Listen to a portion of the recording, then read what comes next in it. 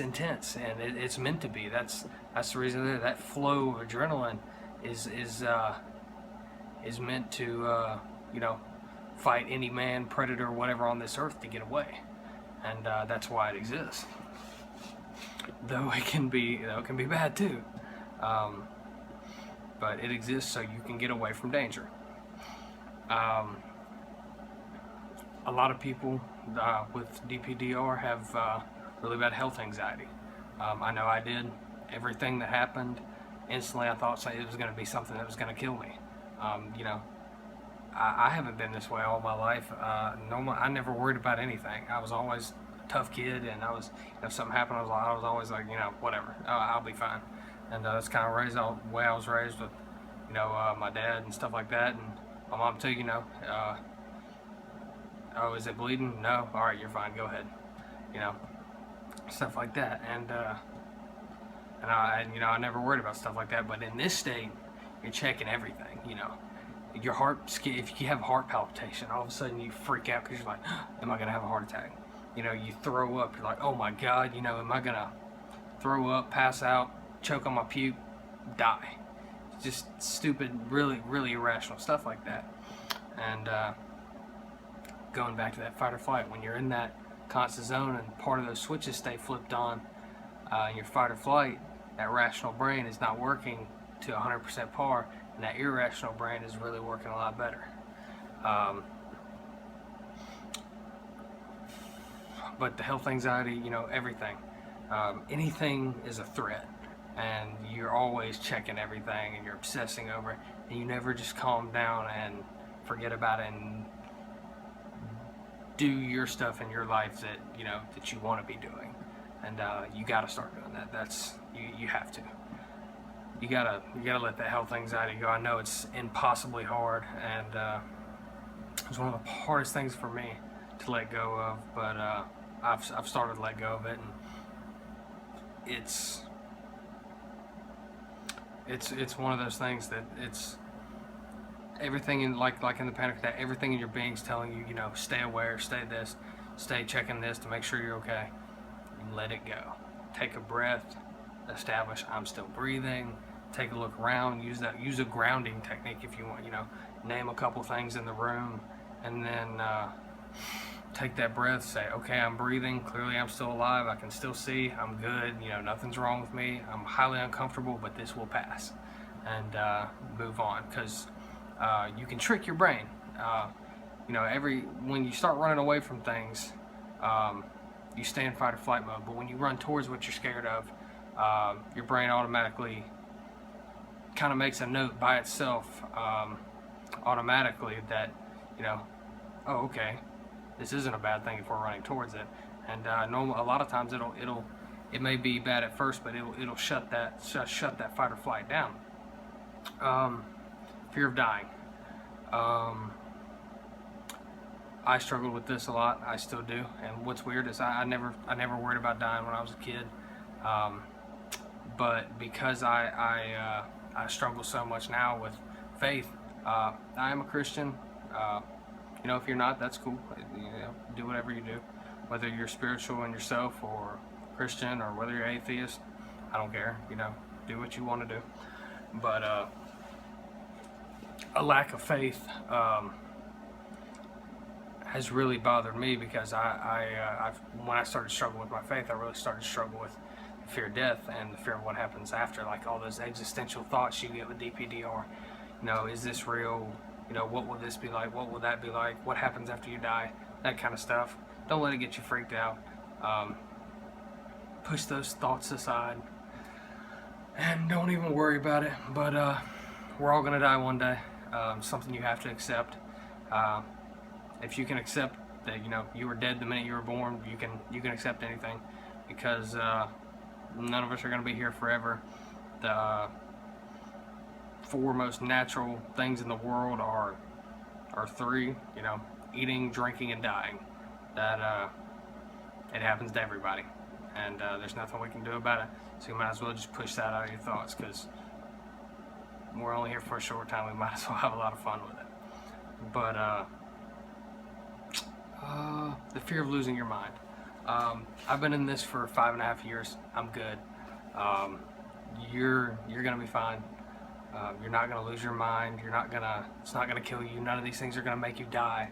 Um, if that were true, I would be completely fucked already, and I'm still here hanging out. But agoraphobia. I think that's the right word. I'm not a psychology genius, but I think that's the one where you're afraid to get out on your own. You're afraid to get out in wide open spaces where you feel like if something happened to you, no one could help. That's one I struggled with big time at first, which is another thing that bothered me so much because I was being a guy, and that really messed with my pride, messed with my masculinity. Because even as a young kid, I had no problem being alone and going out and doing things by myself. I had utmost confidence in myself from things I'd been through when I was younger with my friends and my cousin and stuff like that. That I had full confidence in myself that I could do anything until this hit, and then all of a sudden all that confidence disappeared. But that agoraphobia, that's something that you have to squash immediately. Like the sooner you squash that, the sooner you're on your way to recovery. Like when you get out in the middle of somewhere, you're gonna have a panic attack. I'm not gonna tell you you're not, and I'm not gonna tell you 100% are, but it may happen. But the sooner you feel that panic and come out the other side of it and realize that you're not dead and that you made it through it, the sooner you start to recover and start retraining those thoughts that you're a beast and that you can get through really anything. The hyper awareness again, that's something that was a big thing with mine. Every little sound, it felt like it was 10 times as loud, light, everything, something barely moving in my periphery. I was kind of jumpy, and again, that's some caveman old stuff in your brain that I'm that way with headphones on too. For some reason my thoughts get louder and I get a little more jumpy when I have headphones on. I didn't before this, but I do now because it's kind of that fight or flight, I'll constantly being on guard, being ready. And you realize that nothing's, that you're good and you move on. The hypersensitivity to caffeine, any stimulant, stay away from those. I used to could drink 5 energy drinks and I'd be fine. Now if I even drink 1 cup of coffee, my heart rate gets up. I start getting a little clammy on my palms, and I just get uncomfortable, and it's not a lot of fun. But another one is the puro, the OCD stuff, obsessing over stuff. But I think a lot of psychiatrists or psychologists fuck that up. You're not OCD. You're just absolutely obsessed with the fact that you don't feel right and that you're trying to do anything you can to feel better. And I think that's the logical response to anybody and the amount of distress that this causes. So don't feel bad about that. And the weird thoughts, the bad thoughts, anything like that, loud thoughts. It's just all that. It's that tired mind and that hyper awareness to everything. Because normally you're not thinking about thinking. Now you're thinking about thinking that you're thinking. It's a vicious cycle. It's just over and over and over again. And you gotta break that cycle. That's the only way that you start to get better. You gotta change up your routine.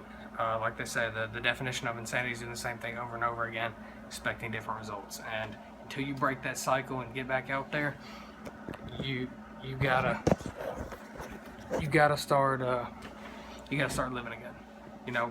But take your time. You don't have to do it all in a day. If you got to start by just walking to your mailbox and back, do it. Start by walking the street. Eventually you'll be doing cross-country road trips. And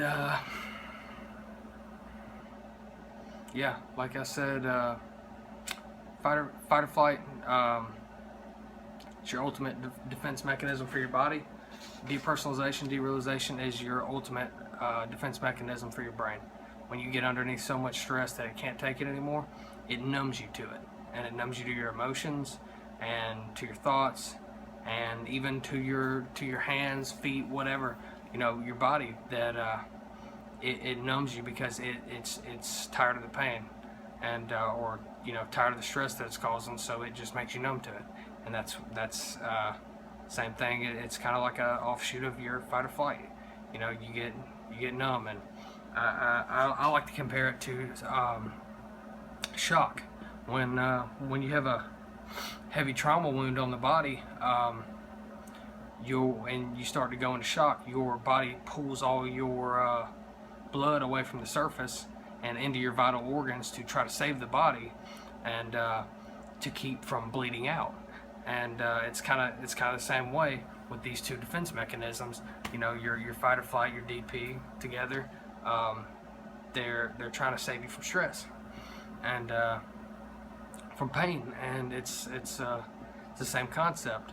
And when you get relaxed and you start to retrain your mind and really get in, start getting relaxed and stop worrying so much, you slip back out of it. Some days for a couple minutes, and it gets more and more and more until you are recovered. And I'm still in it, but I know I'm on the right path. And it took me forever to start making these videos, because for me it was a pride thing. I was embarrassed of it. I was embarrassed of my anxiety, panic attacks, all that stuff, because I know it's not true, but it made me feel like a bitch.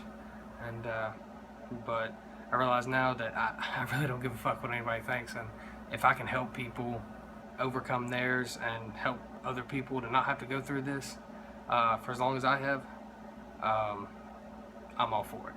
And that's about it for this video. If you have any questions or any other symptoms, comment. Again, like and subscribe. I don't really give a shit about any money or likes or anything like that, but I'd just like to know that I'm helping somebody. And thanks, guys.